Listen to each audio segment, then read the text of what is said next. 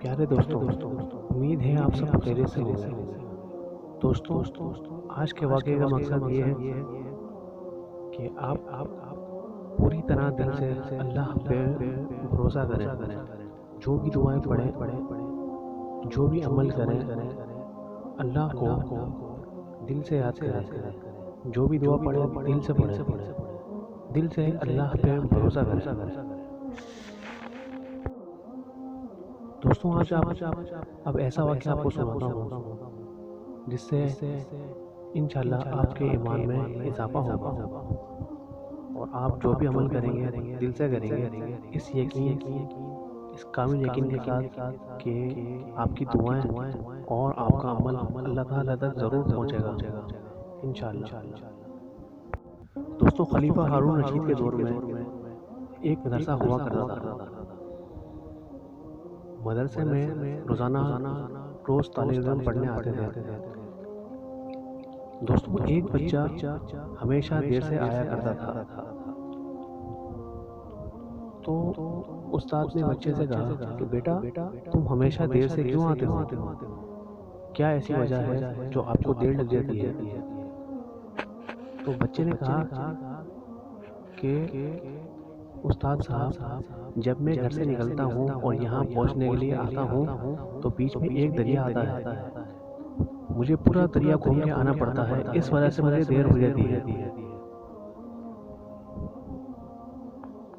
اور میں ابھی چھوٹا بچہ ہوں،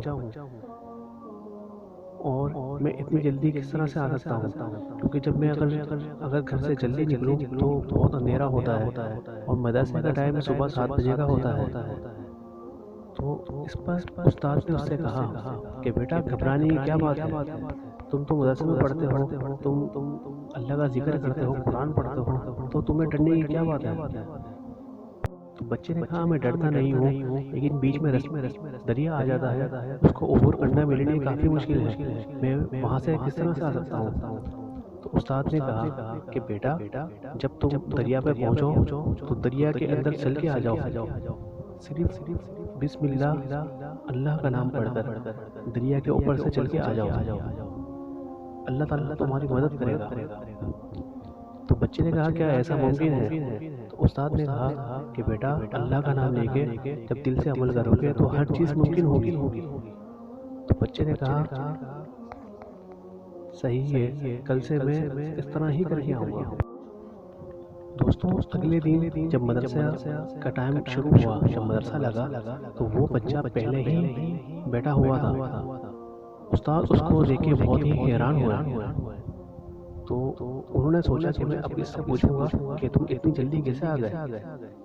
جب استاد نے بچے سے پوچھا کہ بیٹا آج تو تم بہت جلدی آ گئے، اس کی کیا وجہ ہے؟ تو بچے نے کہا استاد صاحب، کل آپ نے ہی تو بتایا تھا کہ جب دریا پہ پہنچو تو اللہ کا نام لے کے دریا پہ چل کے آ جاؤ۔ تو اس پر استاد بہت حیران ہوا، دل میں سوچنے لگے کیا ایسا ممکن ہے؟ کوئی دریا پہ بھی چل کے آ سکتا ہے، کوئی پانی کے اوپر بھی چل سکتا ہے، اس طرح کیسا ہو سکتا ہے؟ مطلب دل میں تو وہی سوچنے لگے کہ ایسا ممکن ہے، کیونکہ وہ چھوٹا بچہ تھا۔ تو دوستوں، بتانے کا مقصد یہی ہے کہ جو عمل اس نے کیا وہ دل خالص کامل یقین کے ساتھ اللہ پہ بھروسہ کرتے ہوئے وہ دریا پہ چل پڑا۔ لیکن استاد جس نے اس کو بتایا، لیکن اس کے دل میں ایک شک سا ہوا کہ ایسا ممکن ہے۔ تو استاد نے پھر ایک سا فیصلہ کیا، استاد نے سوچا کہ کل میں بھی اللہ کا نام لے کے دریا پہ چل کے جاؤں گا، کل میں بھی جاؤں گا، میں بھی کوشش کروں گا کہ میں بھی دریا پار کر لوں اللہ کا نام لے کے۔ تو دوستوں، استاد دریا پر پہنچ گیا صبح فجر کی نماز کے بعد۔ اس نے آنکھیں بند کر کے اللہ کا نام لیا، بسم اللہ الرحمن الرحیم، اور دریا کے اوپر پاؤں رکھ دیا۔ ایک قدم رکھنا تھا، دوسرا جیسے ہی قدم رکھا وہ منہ کے بل دریا میں گر گیا۔